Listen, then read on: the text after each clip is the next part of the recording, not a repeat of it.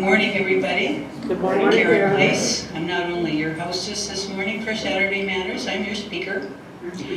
I think you're going to recognize this image if you've been to London. It's a phrase I love, mind the gap. And it could apply to a lot of things, and I'm going to talk a little bit about gaps today between people's hopes and their reality, between generations. Primarily between the gap between what our built environments are providing for us, thank you, and what we actually have and how we are trying to cope with that. The serendipity in the internet is that I've spent quite a bit of time looking for information about homelessness and how to solve it, but if you browse the internet you bump into this and that and the other interesting stuff, and so I ran into something that looked kind of interesting but even rather alarming. It had to do with generations. We've probably all seen this. Baby boomers, 1946 to 1964, the oldest ones are now in their retirement phase of their life, and then following called Gen X, born 65 to 1980, and millennials, born 1981 to 1997. These are primarily the age cohorts that are living in the U.S. now. I'm not actually a baby boomer because I was born in 1945, but I kind of identify with that as my life experience and the kinds of things that happened during the young adult years and formative years of the baby boomers.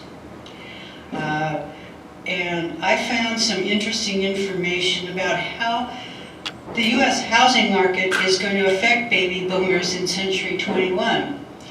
Now, I think most of us, being a little older, benefited from a long and sometimes even precipitous increase in real estate prices during our lifetimes. I know I'm one of those. I'm here and living on the proceeds of a house sale that was a profit to my husband and I beyond our wildest dreams. In fact, it was a little bit obscene. We sold a single-family house right here in Seattle for approximately, for more than 6 times what we paid for it.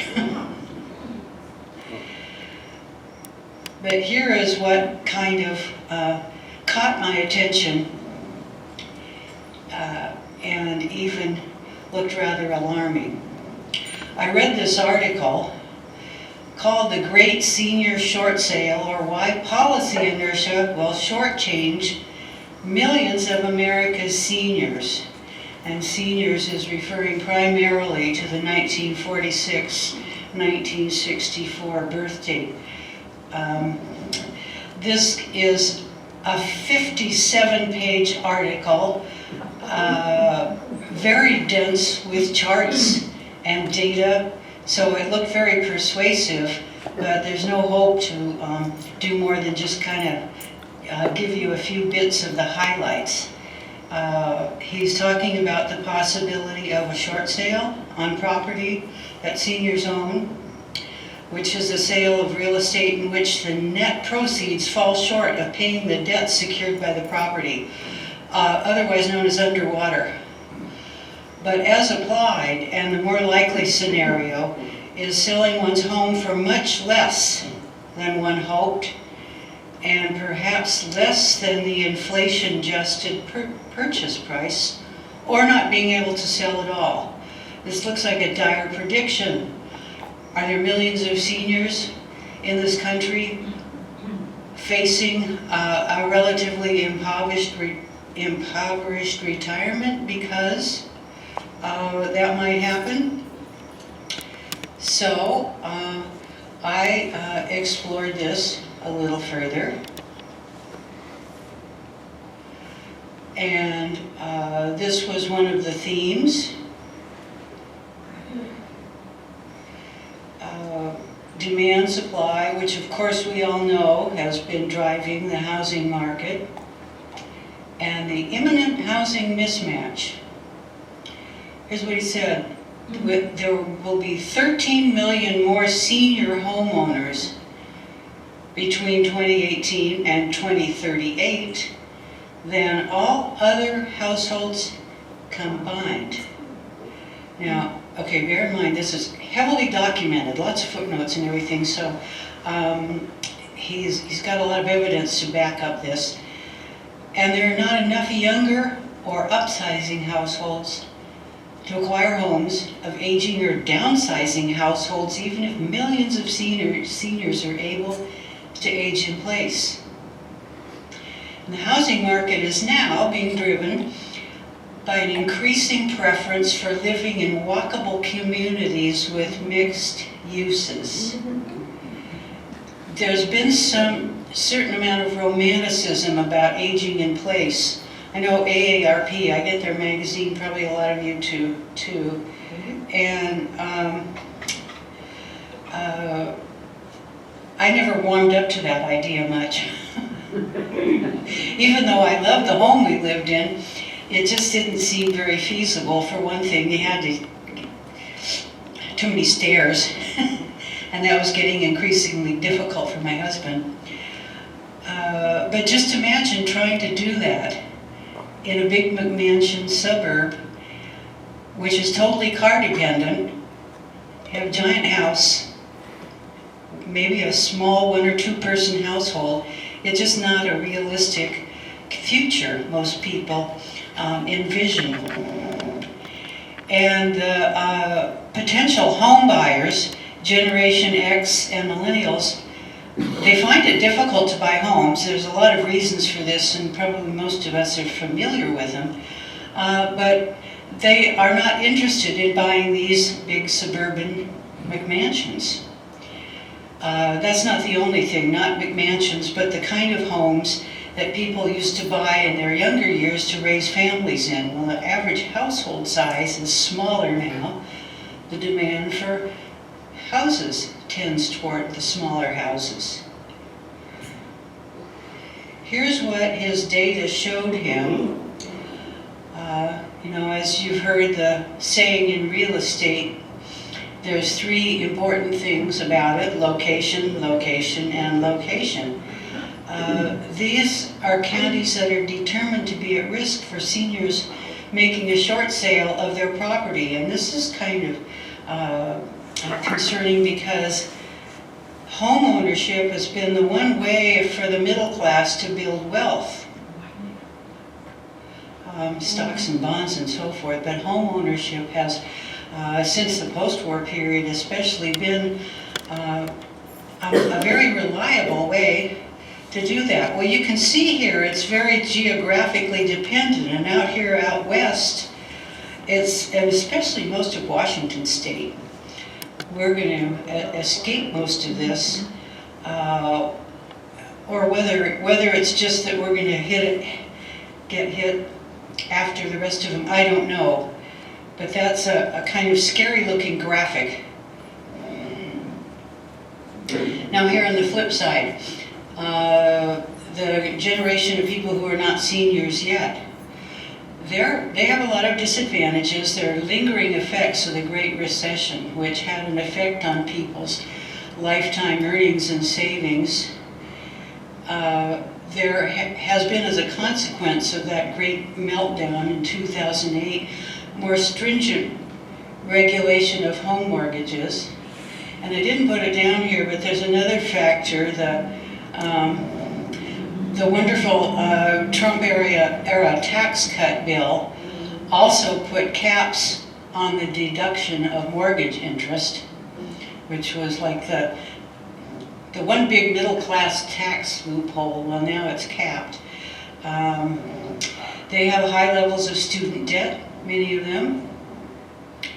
And then, of course, along comes COVID, and we are still trying to figure out how exactly that is going to affect people's life cycles, life history, their property values, and the effects of unemployment, remote working. It's a little too early to know how all that's going to sort out, but it is definitely showing some effects on the job market. Well, there are some signs of intergenerational resentment. Found this article in Forbes. A man named Nigel Wilson did a survey. And once again, I lean toward things that are empirically verified, so he went into a lot of detail about how he did his survey, and et cetera, et cetera, et cetera. So I decided, maybe it was some information I could rely on. But on the other hand, these statements kind of speak for themselves. Boomers need to stop buying starter homes as their retirement homes. It's driving the cost up to where first-time home buyers can't afford it. And the American dream never really existed before, but it's dead for millennials.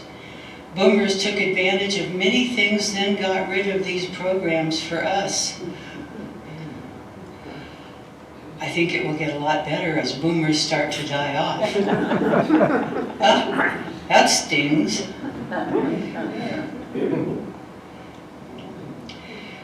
Well, a lot of this is going to be affected by and perhaps alleviated by public policy.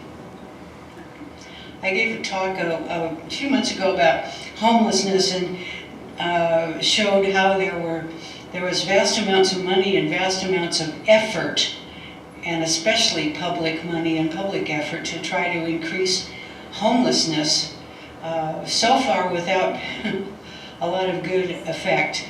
But there are some, there's about 50 different bills now in the legislature having to do with housing policy. This is one, Substitute House Bill 1110. Something similar was introduced in the last session. It was heavily lobbied against by the Association of Washington Cities and Counties, but it's looking like it's got some legs in this session. And it has to do with that so-called middle housing. That's what the recently adopted initiative also covers. And it's going to reduce dependence on single-family detached houses, each on their own separate lot. It came out of committee in February 7th with a do-pass recommendation. It was referred to appropriations, where I think it's still sitting, as of yesterday anyway. It would eliminate most local zoning that prohibits multiplex housing in single-family neighborhoods. As a state law, it would override municipal ordinances. If there is a municipal ordinance that says such and such, and a state law that says no such and such, the state law will prevail. And guess what? Seattle already got there. We're seeing the effects right in our neighborhood. I watched the construction right across 44th. A little single-family house got torn down. There's a bit, 6-unit multiplex. Some people think it's ugly. I don't mind it. I like modern architecture, but I can see why people might think it's strange. This is an ordinance that the city council passed, and it didn't get a whole lot of fanfare at the time. And this is not directly aimed at homelessness, but it is aimed at trying to make more affordable housing units available within the city. First thing it did, increase the allowed size of backyard cottages from 800 to 1,000 square feet. Adds an additional 1 or 2 feet in building height, so it's possibility of more usable space.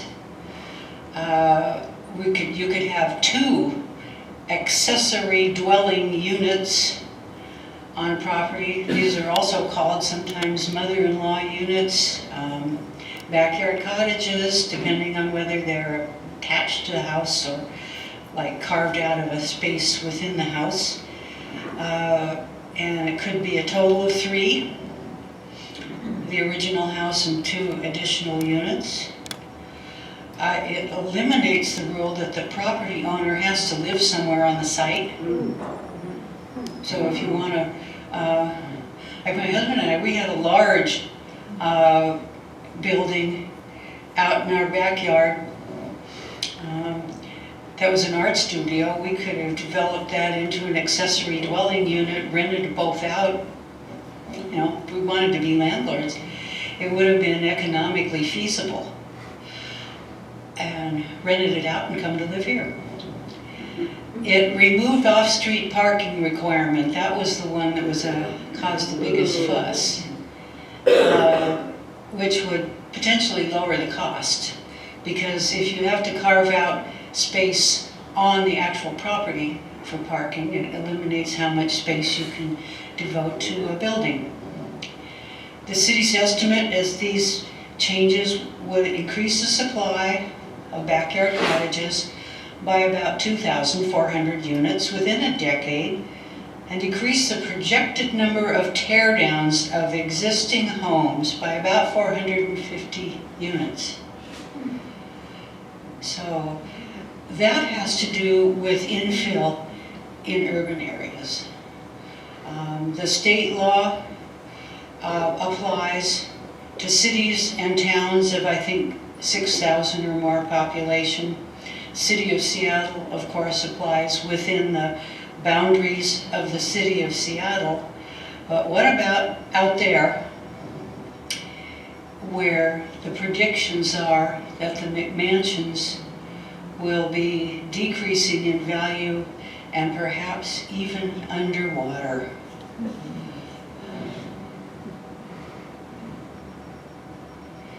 So there's some thinking among people who are called urbanists or urban planners, doing research and writing an analysis on what can be done. And one of the things they're talking about, I'm sorry, the little citation there might be a little hard to read. It's an internet citation from someone named Kara Baskin. Rethinking the McMansion for the climate change era. That's another aspect of this, trying to make more environmentally responsible housing choices. One of them is, of course, to try to get rid of the dependence on automobiles. So they would, if those McMansions could diversify in single-family subdivisions, which would mean that they would have to be allowable under the local zoning schemes, and it would address growing demand for smaller and more efficient housing. They could be made into apartments and condos, and it could also appeal to renters who couldn't otherwise afford to live in suburbia, and to boomers who might get lonely way out there rattling around in their giant houses. In 2017, the U.S. Surgeon General Vivek Murthy declared that the country was suffering from a loneliness epidemic. A lot of that is people living out in the middle of a big house in the middle of nowhere. I don't know about that, but I think there's some truth to it. So the next big thing here is to retrofit the suburbs. That's a thing. It means declining, not typo,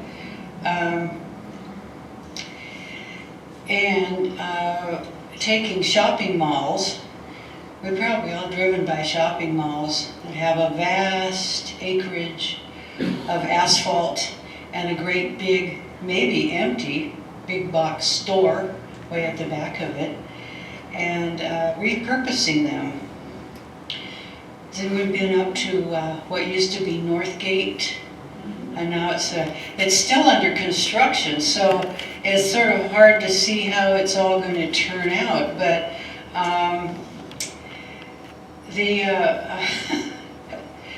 it's turned into a ice skating rink and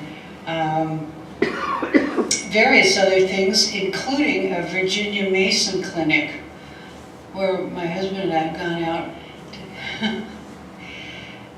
That's really mixed use. Abandoned parking lots, making the suburban landscapes more attractive and walkable. Transit-oriented development is something that planners and local government officials have been working toward for more than a decade, trying to encourage people to give up their single occupancy vehicles by making housing convenient to public transportation. And all of these would have the potential of improving residential property values and maybe rescuing some of these poor baby boomer seniors from the declining value of their property. Now here's an example.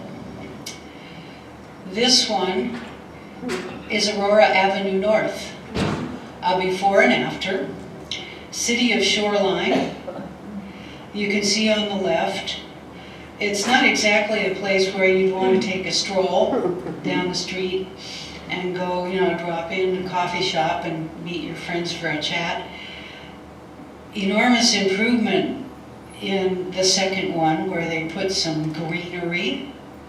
They made crosswalks so that this traffic wasn't a frightening barrier to getting from one side to the other. They greened up the meridians, as you can see. The lighting has been improved. And they put the bus rapid transit in dedicated lanes rather than along with the rest of the traffic. Much better, as you can see. Here's a book that's been getting lots of buzz. These two women, Ellen Dunham-Jones and June Williamson, the recent book out is called Retrofitting Suburbia. That was a 2011. Designing Suburban Futures, a 2013.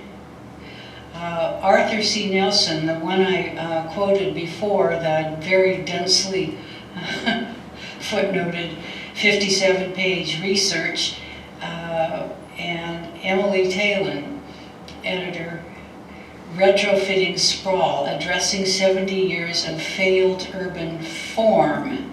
So there's a lot of information out there to have a look at. When I took these pictures off the internet, they were kind of Siamese twins, but if you look, and I couldn't get them separated. I don't know if there was much information about it. I've been scraping things off the internet and probably violating who knows how many copyright laws. But at the top there you can see a very unappealing and probably economically distressed and declining area out in suburbia. Down in the bottom, you can see an attractive and apparently walkable street with some nice-looking buildings and sidewalks that look like they're very walkable. And strangely enough, there's about an equal number of automobiles in each picture I counted. But that's the kind of thing that is envisioned as the future of these suburbs and small towns outside our cities.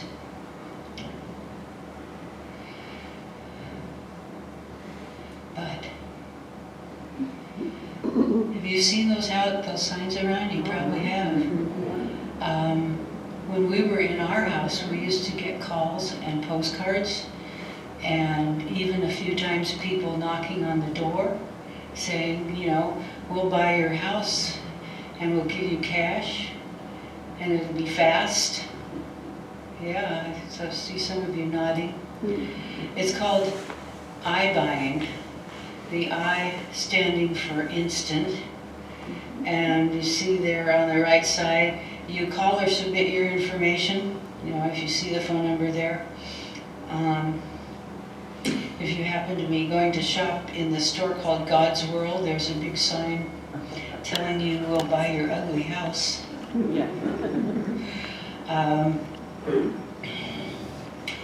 So, and then the iBuyer meets at your home, or if you don't even want to do that, you can send photos of what the inside looks like. And there's incidentally a lot, real estate is a very well documented thing, and you can find all kinds of information from the local government and even on the internet about what the property is and what it sold for last time and so on. And then the owner, you get to set the closing date and you get cash.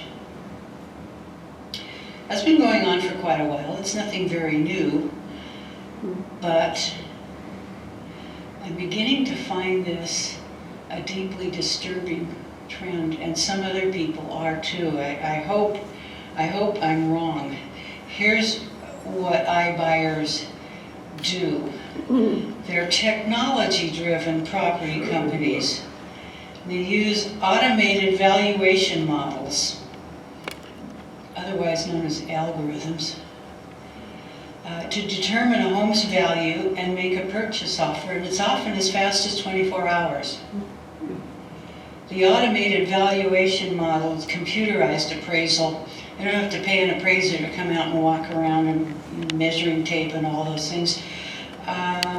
And also does what real estate agents call comparables. They look at nearby homes, and this is nothing new either. It happens every time. If you want to sell a house, you get that kind of, you know, if you have an agent, they tell you a range of what prices you're likely to get in the market. All pretty familiar. And then the iBuyers are using these models in a new way. They buy properties. Sometimes they fix them up, sometimes they don't, depending on what their focus is. And it's kind of like property flippers, except they're doing them kind of in wholesale lots. They don't think of themselves as house flippers. But because they don't, some of them don't buy distressed properties to fix up and sell. And they prefer properties that are already in good shape. Well, what is making me feel uneasy about this? So far, they're only representing about 1% of home sales. Here's what they do. They offer speed of a transaction in exchange for the seller not getting quite the amount, but getting it faster and getting it all cash. Now, it does have an advantage to the seller in some cases, because some people are kind of on this, you know, trapeze. If they want to buy another house, they have to have a pretty well solid sale of the one they own so they can get the money so they can buy the other one, and don't want to let go of that trapeze bar until the other one is where you can get a good firm grip on it. So it does help people get quick return on their property. Morgan Stanley estimates that it's going to increase. About 3%, that doesn't sound very large, but it could amount to about 175 million properties, and it could be nationwide. It's kind of uncertain. Right now it's been a little wobbly. You probably heard really recent studies that Zillow, a great big property real estate company,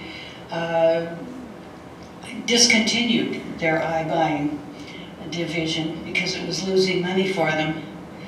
Redfin, another large real estate company, was posting losses. Both companies announced very large layoffs.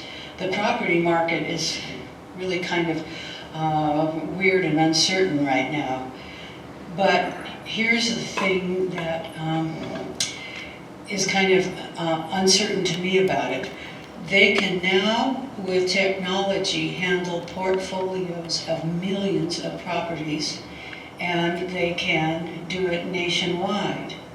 And another thing that bothers me is that some private equity organizations have been thinking about doing that, and private equity has a bad reputation, somewhat deserved, of acquiring companies, property, and sucking out the value, rather than doing something to add value to it. So it's possible that could be something where it used to be kind of a local, almost mom and pop sort of operation of the real estate industry. It's going to turn into corporate behemoths. Well, you can hear my bias in what I'm saying. But that's another thing that I was beginning to notice people predicting could be possibly a feature of real estate markets in the coming decade. So who knows? That's just something. That's just some kind of prediction. So here's what we could say. Que sera, sera. Predictions are hard, especially about the future. Or guess who? He always used to have words of wisdom.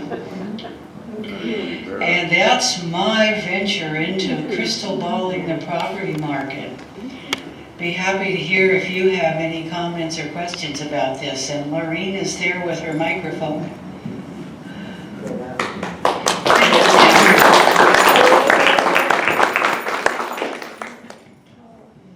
Maureen, over here. Right.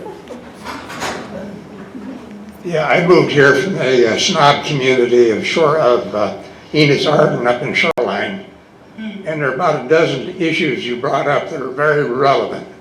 One is, does state law override covenants that are in your property? It does. That's good. Mm-hmm. And I was there when they did the greening and so on. I'll probably have a bunch of others I think of. It's been overriding some racist covenants too, fortunately. Right. Lingering from in the 50s and 60s and 70s, people started realizing that they had racist covenants in their property deeds. Comment on being underwater. One of the things that I think is different, I remember my parents paid off their mortgage before they sold their house, and it was their original mortgage. Mm-hmm. Whereas most of the rest of us, and I'm a early boomer, at some point we refinanced. And so you may be underwater not because the house isn't selling for less than what you bought it for, but it is selling for less than what you refinanced it for. Yeah. And that makes a difference, because until the 80s you really couldn't you might get a second mortgage, but refinancing didn't become popular until after that, which of course the early odds showed the problems with that. But yeah. Do you remember in the early 80s the interest rates, double digits? they were 10%. Trying to get a mortgage. And that's why a lot of people refinance, because then they later went down. We walk these neighborhoods every day. Yes. And we look at what's happening. And one of the things that troubles me is the aesthetics. And we saw this in the newspaper this morning. The editorial cartoon is mocking the box building that we're seeing, that area after area we see houses that were quaint and interesting disappearing, and boxes coming up that vary only in the garishness of their colors. Yeah, I know.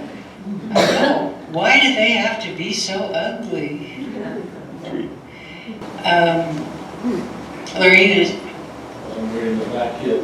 yeah. But this is not in line with our thought that was just displaced about the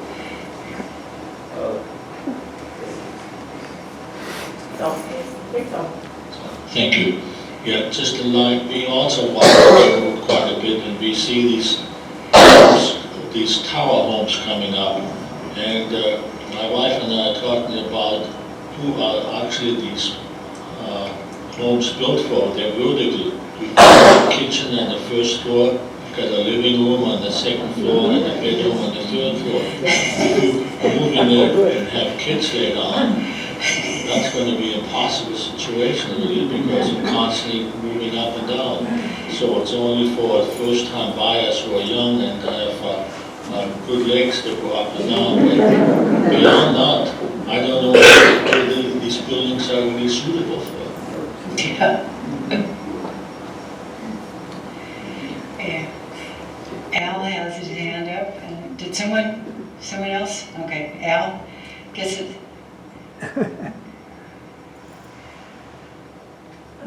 Thank you. Well, about rehabbing parking lots and drying shopping malls and so on. In the 60s, we moved into a house on a Salmon Creek. And then the Sears complex went in on Aurora with no thought about where you dump the water except into Boyne Creek.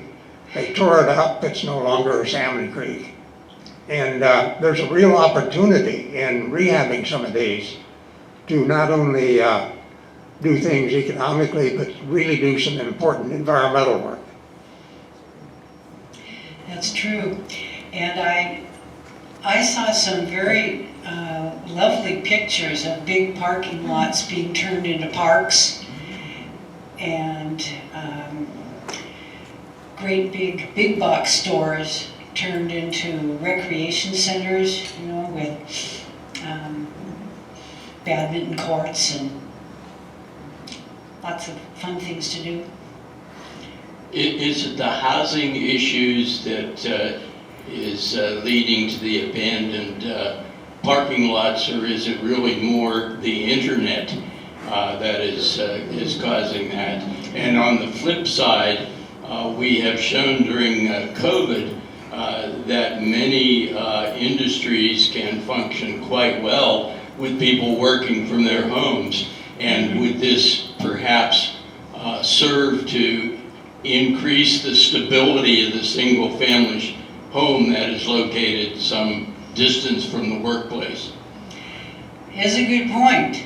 Apparently COVID has, or whether it was COVID or whatever, that the baby boomer seniors were not putting their houses up for sale as quickly as had been originally predicted.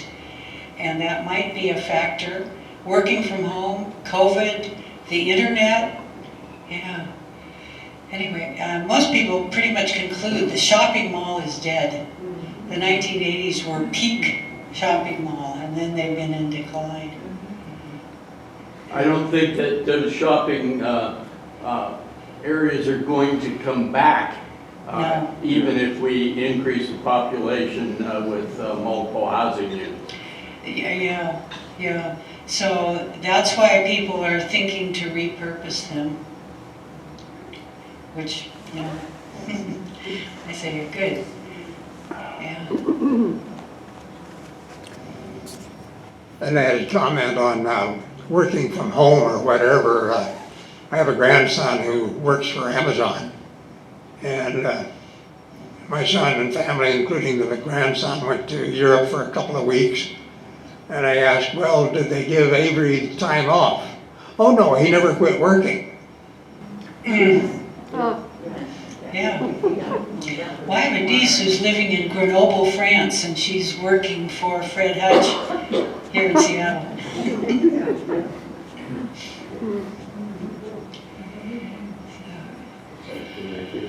Okay, well, thank you for your attention. I have